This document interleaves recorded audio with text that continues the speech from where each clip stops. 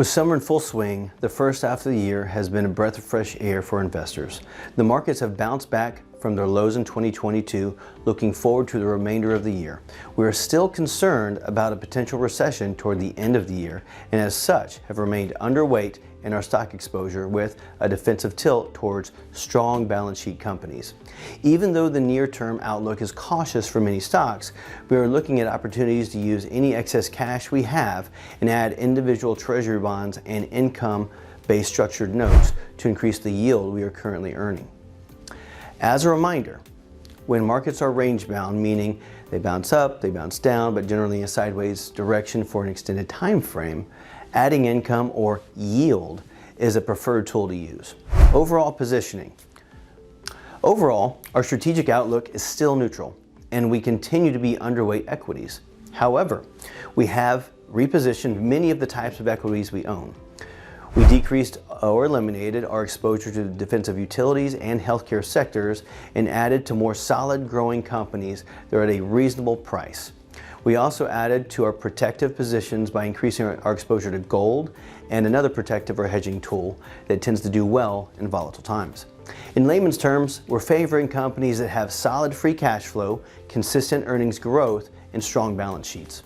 In general, businesses that tend to perform better during a slowing economic cycle. For example, we've added companies such as Berkshire Hathaway and Costco to our investment portfolio due to their durability during slower economic conditions.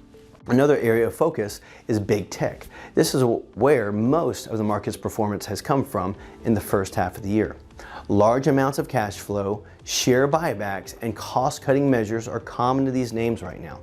And one thing to note is the trend towards anything that is or will be using artificial intelligence. This is helping to drive company sentiment and therefore boosting stock performance. And finally, several key areas such as government spending, like the Infrastructure Act, the Inflation Reduction Act, and the CHIPS and Science Act may create tailwinds for companies in the industrial, semiconductor, and alternative energy space. Plus, with geopolitical unrest still high with the war in Eastern Europe, increased defense spending could be a long-term catalyst for defense and aerospace companies. The economic and macro picture. Today's inflation data, aka CPI, was released and was in line with expectations at 4%. The headline 4% increase was the smallest increase since March of 2021. One driver is the gasoline cost decreased by 5.6%, which is the largest decrease this year and just in time for the summer vacation season. Rent and food prices rose modestly and continue to be a concern for consumers. One item of particular good news for breakfast lovers were egg prices, which made headlines last year for their record increases. They're now down another 13.8% in May, which is the largest percentage drop month over month since 1951. The base case of a mild recession later this year is still a concern. While inflation is going down, it remains high and is a key concern listed in consumer surveys. The ongoing stress in the regional banking sector could certainly be the precursor to a significant economic slowdown. Lending standards are tightening, measures of a business new loan activity have been decreasing, while layoffs are increasing. Also, the average bank account balances have continued to come down. Per Bankrate.com, over a third of Americans have more credit card debt than emergency savings. That's the highest percentage since the poll started in 2011. Some things to look for if we can produce the soft landing.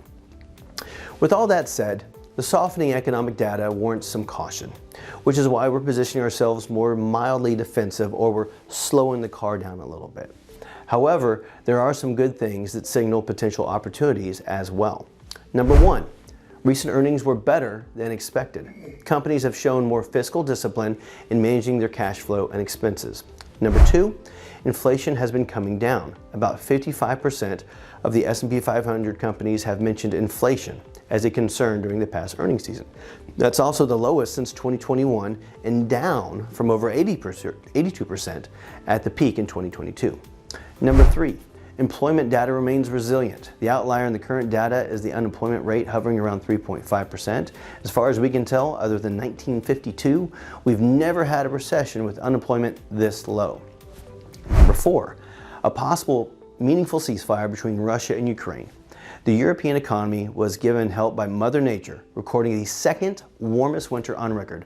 Thankfully, the cost of fuel stayed below most early projections.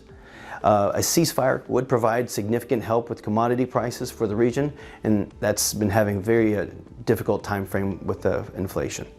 And finally, number 5. Pent-up demand from Chinese consumers continues to accelerate this year and could be a tailwind as their buying of discretionary goods or taking more vacations increases. And that's about it for your timely traffic report.